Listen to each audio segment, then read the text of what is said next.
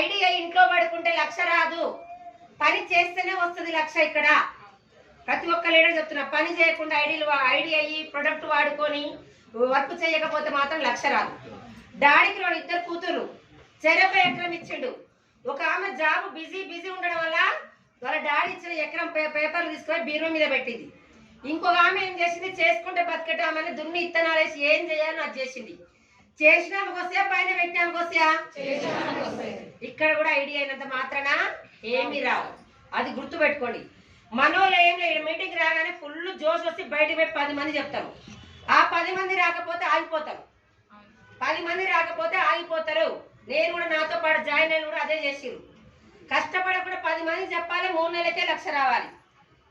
3 నెలలకే లక్ష రావాలి. 10 మంది చెప్తారు, ఎవరు రాకపోయినా కూడా ఎప్పటికైనా ఎక్కడికైనా ఎందులో కూడా గుర్తుపెట్టుకోండి, కష్టపడకుండా వచ్చిన డబ్బు మాత్రం ఎప్పటికీ నిలబడదు.